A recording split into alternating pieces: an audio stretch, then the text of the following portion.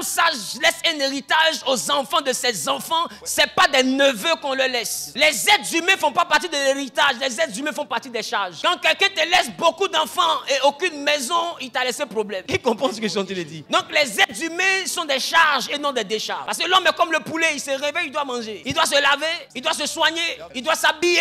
Tonton, mon habit est désiré. Et ton neveu, tu vas payer. Donc la famille a besoin de ressources pour approvisionner ses sources. Et les ressources de la famille viennent de la maison. Donc la famille doit bâtir la maison pour que la maison nourrisse la famille. Et vous allez voir que quand Adam et Ève ont perdu leur maison, c'est manger qui est devenu difficile. On dit même le sol va produire des épines. Parce que quand vous perdez votre maison, ce qui est élémentaire va devenir compliqué. Vous allez vous retrouver à vivre chez les gens. Or, si tu avais ta maison, tu aurais eu chez toi-même. Parce que ta maison t'aurait donné de quoi payer une maison. Louer une maison, peu importe, mais tu ne dormirais pas dehors. La famille n'est équilibrée que par la puissance de la maison. Je déclare, je décrète et je prophétise que l'Éternel te donne la vision de la maison, qu'il te donne la sagesse pour bâtir la maison. Voilà pourquoi vous allez voir que quand il pleut, pour ce symbole, quand il pleut, les familles s'abritent dans les maisons. Parce que les maisons sont là pour protéger en temps de problème. Et une famille qui n'a pas de maison, la pluie les mouille. Voilà pourquoi, à cause des moments de famine, des moments de pauvreté, des moments d'épreuve financière, tu dois avoir une maison pour que quand la pluie de la pauvreté commence à tomber sur une nation,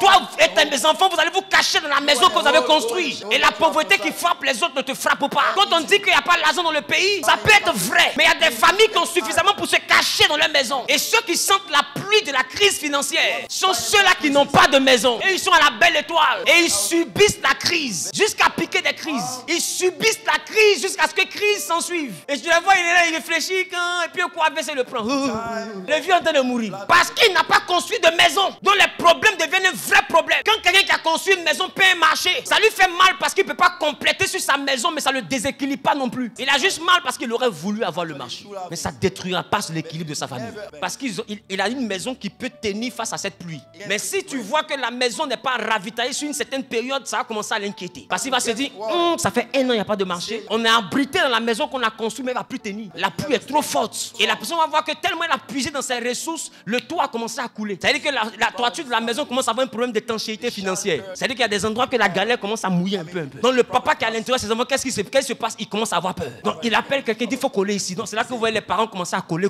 Et ils commencent à coller pour que les enfants partent à l'école comme si de rien n'était. Mais lui, en tant que parent, il sait que le toit ne tient plus. Et il s'inquiète. Quand la pluie s'arrête, il sort, il regarde, il dit, il faut que je change le toit. Et c'est ça la maison, elle est là pour protéger la famille en temps de problème. Tu n'as pas de maison, tu seras humilié. Et on ne se marie pas, on ne bâtit pas la famille. Pour bébé, je t'aime. Parce que la famille, si vous vous aimez vraiment, doit aller au niveau de la maison.